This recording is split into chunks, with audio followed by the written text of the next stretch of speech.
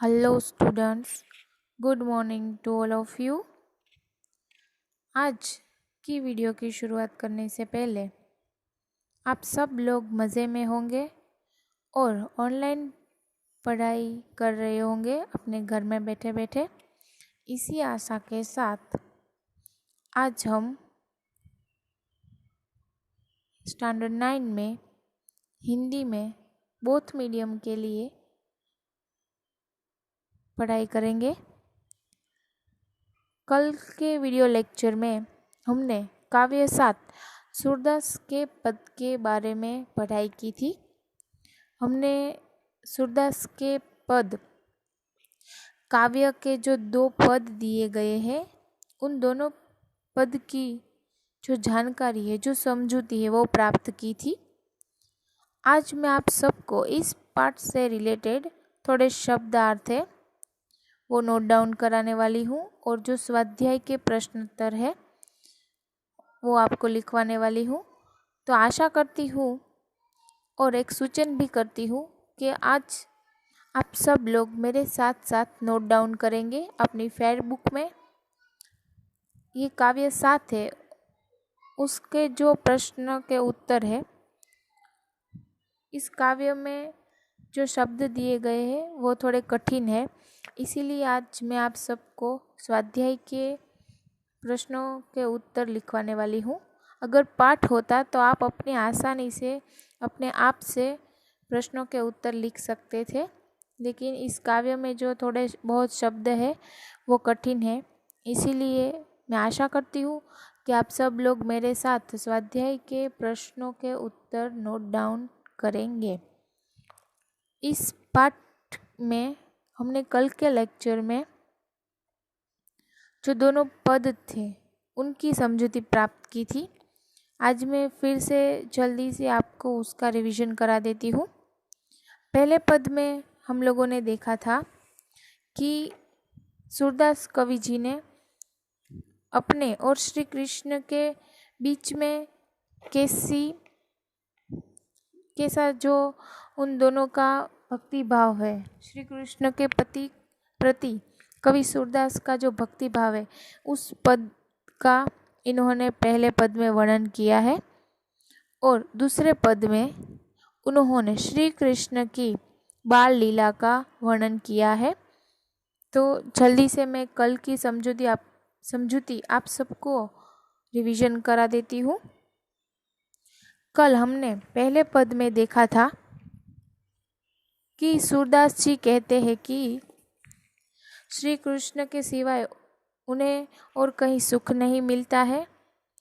वो उस पंछी की बात कर रहे हैं जो जहाज से उड़कर जहाज पर पुनः वापस आ जाता है। उनका मन किसी और देवताओं से भटककर श्री कृष्ण के चरणों में लौट आता है। कमल नयन श्री कृष्ण की महिमा छोड़कर वह अन्य किसी देवता का ध्यान नहीं धर सकते, ऐसा वह कहते हैं। यदि कोई प्यासा व्यक्ति पवित्र गंगा जल को छोड़कर अपनी प्यास बुझाने के लिए कुआं खुदवाए तो वो मूर्ख होता है, ऐसा उन्होंने उदाहरण दिया है इस पद में। जिस भौरे ने कमल के रस का स्वाद चख लिया हो उसे करील का फल कैसे अच्छा लगेगा, ऐसा दूसरा उदाहरण भी उन्होंने अपनी भक्ति के भाव को दर्शाते हुए दिया है। सूरदास जी कहते हैं कि मेरे प्रभु तो कामधेनु के समान है, यानी कि गाय के समान है, तो मैं उन्हें छोड़कर बकरी दोने क्यों जाऊं, ऐसा पहले पद का भावार्थ था। और अब मैं आप सबको दूसरे पद का भावार्थ बता देती हूँ। हाथ में मक्खन लिए हुए बाल श्री कृष्ण अत्यंत सुंदर लग रहे हैं। वे घुटनों के बल चल रहे हैं, उनके शरीर पर धूल लगी हुई है और मुख में मक्खन लगा हुआ है। उनके गाल सुंदर और नेत्र चंचल है। उनके माथे पर गोरे चन का तिलक लगा हुआ है। उनके सिर के दोनों ओर लटें झूल रही है। वे मस्त मधु पीकर मस्त हुए भौरे के समान लग रहे हैं। गले में पहनी हुई चांदी की चौकियों की माला उसके हृदय को सुशोभित कर रही है। सूरदास जी कहते हैं कि अगर हमें बाल कृष्ण की छवि के दर्शन हो जाए, अगर छवि देखने को मिल जाए तो भी हमारा जीवन धन्य हो जाएगा। फिर से 100 कल्प तक जीने की कोई इच्छा या कोई अर्थ नहीं रहेगा। ऐसा ही इस दोनों पद का भावार्थ होता है। कल मैंने दोनों पद समझाते समझाते आप सबको इसमें जो छोटे छोटे शब्द है, जो कठिन शब्द है, उसका जो अर्थ है वो मैंने आप सबको बताया था। आप सब ने वो नोट डाउन कर लिया होगा। इसी आशा के साथ हम स्वाध्याय की ओर बढ़ते हैं। स्वाध्याय में पहला प्रश्न है, निम्नलिखित प्रश्नों के उत्तर एक एक वाक्य में लिखिए। निम्नलिखित प्रश्नों के उत्तर एक एक वाक्य में लिखिए। उसमें पहला प्रश्न है, जहाज का पंछी जहाज से उड़कर फिर कहाँ आता है। उसका मैं आप सबको उत्तर बताती हूँ, आप सब मेरे साथ साथ नोट डाउन करते जाना। जहाज का पंछी जहाज से उड़कर फिर जहाज पर ही आता है। जहाज का पंछी जहाज से उड़कर फिर जहाज पर ही आता है। दूसरा प्रश्न है, सूरदास के मधुकर को करील फल क्यों नहीं भाता। सूरदास के मधुकर को करील फल क्यों नहीं भाता। आप इसका जवाब लिखिए। सूरदास के मधुकर को, मधुकर यानी कि मन, सूरदास के मधुकर को करील फल नहीं भाता क्योंकि उसने कृष्ण भक्ति का अंजुम रस चख लिया है। क्योंकि उसने कृष्ण भक्ति का अंजुम रस चख लिया है। आगे बढ़ते हैं। तीसरा प्रश्न, बाल कृष्ण के मुख पर किसका लेप किया हुआ है। बाल कृष्ण के मुख पर किसका लेप किया हुआ है। तो इसका उत्तर मैं आपको बताती हूँ। बाल कृष्ण के मुख पर मक्खन का लेप किया हुआ है। किसका लेप किया हुआ है। बाल कृष्ण के मुख पर मक्खन का लेप किया हुआ है। आगे चौथा प्रश्न देखते हैं, सूर धन्य क्यों है। सूर धन्य क्यों है। सूर धन्य है क्योंकि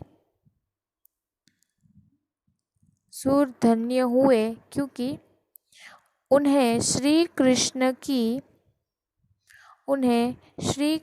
की दुर्लभ छवि के दर्शन हो गए हैं। उन्हें श्री कृष्ण की दुर्लभ छवि के दर्शन हो गए हैं। ये आपके 4 एक एक वाक्य के प्रश्न थे।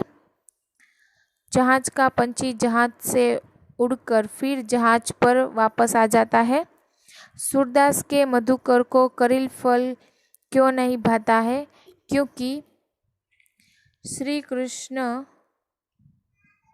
उसने श्री कृष्ण भक्ति का अंजुम रस चख लिया है। बाल कृष्ण के मुख पर किसका लेप किया हुआ है। बाल कृष्ण के मुख पर मक्खन का लेप किया हुआ है। सूर धन्य क्यों हुए। सूर धन्य हुए क्योंकि उन्हें श्री कृष्ण की दुर्लभ छवि के दर्शन हो गए हैं। मैं आशा करती हूँ आप सब मेरे साथ नोट डाउन कर रहे होंगे। उससे आगे देखते हैं। दूसरा प्रश्न है, निम्नलिखित प्रश्नों के उत्तर विस्तार में लिखिए। यानी कि विस्तार में यानी कि 5-6 वाक्यों में निम्नलिखित प्रश्नों के उत्तर लिखिए। उसमें पहला प्रश्न है, सूर ने किन उदाहरणों द्वारा अपनी अनन्य भक्ति भावना प्रकट की है। सूर ने यानी कि सूरदास कवि ने किन किन उदाहरण द्वारा अपनी अनन्य भक्ति भावना प्रकट की है। इसका उत्तर आपको पहले ही पद में, जो मैंने पहले ही पद का भावार्थ दिया है, उसमें ही मिल जाएगा। आप सब मेरे साथ नोट डाउन करते जाइए। इसका उत्तर मैं आपको बताती हूँ। सूरदास जी कहते हैं कि मैं श्री कृष्ण रूपी जहाज का पंछी हूँ। मैं उन्हें छोड़कर और कहीं नहीं जा सकता। मैं उन्हें छोड़कर और कहीं नहीं जा सकता। श्री कृष्ण की महिमा भूलकर मैं और किसी देवता का ध्यान नहीं कर सकता। श्री कृष्ण की महिमा भूलकर मैं और किसी देवता का ध्यान नहीं कर सकता। श्री कृष्ण जैसी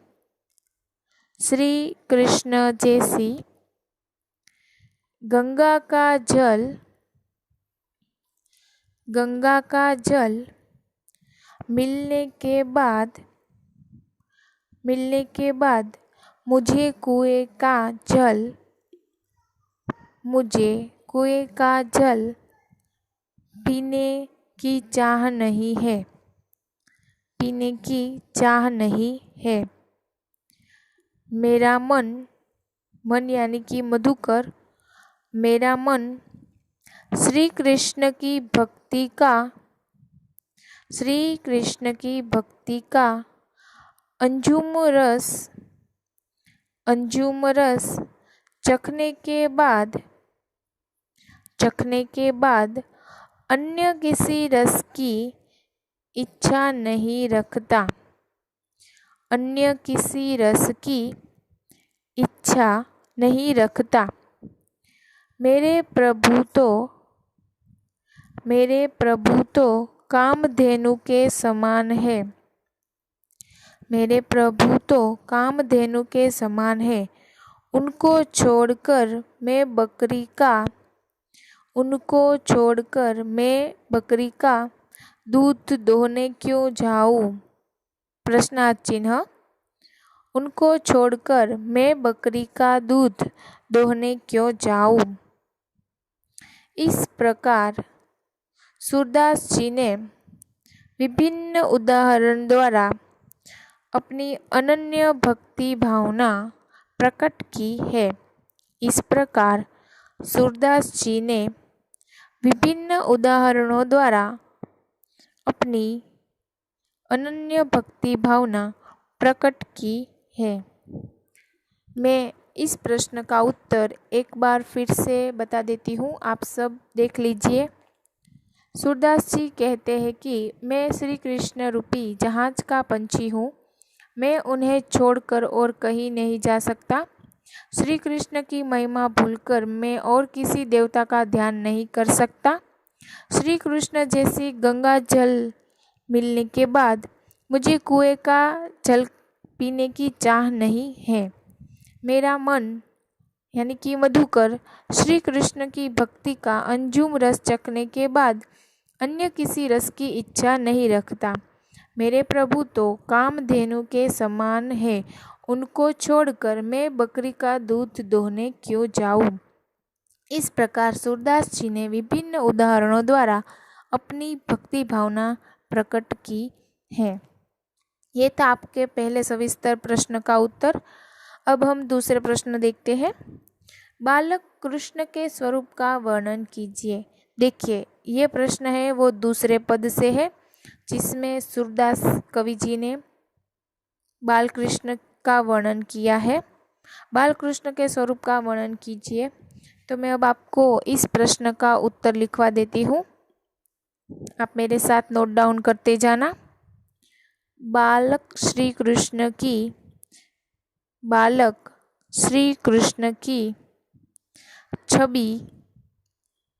छवि बड़ी ही मनोहर है। छवि बड़ी मनोहर है। वे अपने हाथों में मक्खन लिए घुटनों के बल चल रहे हैं। उनके मुंह में मक्खन लगा हुआ है। उनके मुंह में मक्खन लगा हुआ है। उनके गाल सुंदर और आंखें चंचल है। उनके गाल सुंदर और आंखें चंचल है। उनके माथे पर गोरोचन का तिलक लगा हुआ है। उनके माथे पर गोरोचन का तिलक लगा हुआ है। उनकी लटें मदमस्त भौरों जैसी सुंदर लग रही है। मदमस्त भौरों जैसी सुंदर लग रही है। वे अपने गले में कंठूला की माला पहने हुए हैं। कंठूला की माला पहने हुए हैं। इस प्रकार सूरदास कवि जी ने बालक श्री कृष्ण का वर्णन किया है। मैं फिर से एक बार आपको इस प्रश्न का उत्तर बता देती हूँ, आप सब देख लीजिए। बालक श्री कृष्ण की छवि बड़ी मनोहर है। वे अपने हाथों में मक्खन लिए घुटनों के बल चल रहे हैं। उनके मुंह में मक्खन लगा हुआ है। उनके गाल सुंदर और आंखें चंचल हैं। उनके माथे पर गोरोचन का तिलक लगा हुआ है। उनकी लटें मदमस्त भौरों जैसी सुंदर लग रही है। वे अपने गले में कंठूला की माला पहने हुए हैं। इस प्रकार सूरदास कवि जी ने बालक श्री कृष्ण के स्वरूप का वर्णन किया गया है। अब हम तीसरे प्रश्न की ओर बढ़ते हैं। तीसरा विस्तार प्रश्न है, सूरदास अपने आप को क्यों धन्य मानते हैं? देखिए, ये जो प्रश्न है वो पहले या दूसरे किसी पद में से नहीं है। वो अपने आप को धन्य क्यों मानते हैं? पहले प्रश्न में, पहले पद में हमने श्री कृष्ण की भक्ति भावना, सूरदास कवि जी की भक्ति भावना जो श्री कृष्ण के प्रति है वो देखी, और दूसरे पद में हम लोगों ने बाल कृष्ण के बालक स्वरूप के वर्णन को देखा। अब जो तीसरा प्रश्न है वो है, सूरदास अपने आप को क्यों धन्य मानता है? तो जो उनकी जो भक्ति भावना है उससे वो धन्य हो चुके हैं, इसीलिए हम इस प्रश्न का उत्तर लिखते हैं। इस प्रश्न का उत्तर मैं आपको नोट डाउन करा रही हूँ। सूरदास श्री कृष्ण के अनन्य भक्त हैं। सूरदास श्री कृष्ण के अनन्य भक्त हैं। श्री कृष्ण के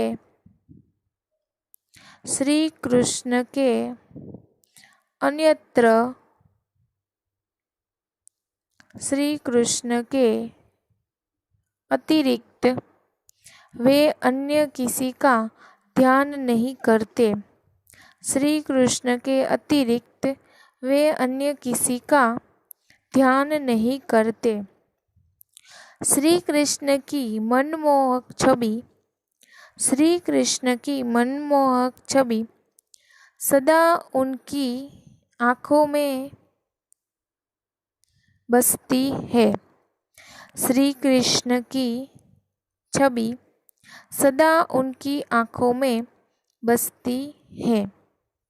यह छवि उन्हें अनुपम सुख, यह छवि उन्हें अनुपम सुख प्रदान करती है। यह छवि उन्हें अनुपम सुख प्रदान करती है। वे श्री कृष्ण की इस छवि को, वे श्री कृष्ण की इस छवि को दुर्लभ मानते हैं। वे श्री कृष्ण की इस छवि को दुर्लभ मानते हैं। उन्हें अपने प्रभु की इस अनोखी मूर्ति के दर्शन हुए हैं। उन्हें अपने प्रभु की इस अनोखी मूर्ति के दर्शन हुए हैं। इसीलिए वे अपने आप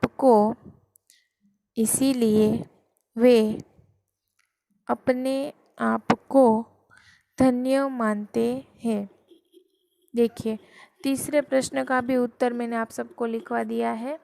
मैं फिर से आशा करती हूँ और सोचती हूँ कि आप सब लोग मेरे साथ नोट डाउन कर रहे होंगे। ये जो काव्य है उसके जो प्रश्न है वो बहुत कठिन है, इसीलिए मैंने आप सबको आज स्वाध्याय के प्रश्नों का नोट डाउन करवाया है। आगे हम तीसरा प्रश्न देखते हैं। तत्सम रूप दीजिए। तत्सम रूप दीजिए यानी कि जो शब्द दिए गए हैं उनसे जो अतिरिक्त है, जो एक समान है, ऐसे प्रश्नों का, ऐसे शब्दों का तत्सम रूप दीजिए। यहाँ पर पहला शब्द है अनत। अनत का तत्सम रूप है अन्यत्र। अनत का तत्सम रूप है अन्यत्र। दूसरा शब्द है पंछी। दूसरा शब्द है पंछी, उसका अर्थ है पक्षी। पंछी का तत्सम रूप है पक्षी। महात्म, तीसरा शब्द है महात्म। महात्म का अर्थ है महात्म्य। महात्म्य। महात्म का तत्सम रूप है महात्म्य। चौथा शब्द है पियासो। पियासो का तत्सम रूप है प्यासा। पियासो का तत्सम रूप है प्यासा। पांचवा शब्द दूरमती। दूरमती का तत्सम रूप है दूरमती। देखिए, ऐसे इसको लिखा जाता है दूरमती। इसका तत्सम रूप है दूरमती। छठा शब्द है लट। लट यानी कि केशगुच्छ। केशगुच्छ। लट यानी कि केशगुच्छ। मधुही। मधुही का तत्सम रूप है मध। और लास्ट शब्द है केहरी। केहरी का तत्सम रूप है केसरी। केसरी। जो यहाँ पर ऐसे जो शब्द दिए गए हैं उसका हमें तत्सम रूप देना था, वो मैंने आप सबको लिखवा दिया है। चौथा और लास्ट प्रश्न है समानार्थी शब्द लिखे। समानार्थी शब्द लिखे। समानार्थी शब्द लिखते जाइए आप सब मेरे साथ। पक्षी का समानार्थी शब्द है खग। पक्षी का समानार्थी शब्द है खग। खग के बाद अम्बुज। अम्बुज का समानार्थी शब्द है जलज। ज। अम्बुज का समानार्थी शब्द है जलज। तीसरा शब्द है कूप। कूप यानी कि कुआं। कूप यानी कि कुआं। चौथा शब्द है मधुकर। मैंने आप सबको काव्य समझाते समझाते भी इसका समानार्थी बताया था। मधुकर यानी कि भ्रमर, मन, मन की स्थिति। मधुकर यानी कि मन। और दूसरा अर्थ उसका ये भी होता है भ्रमर।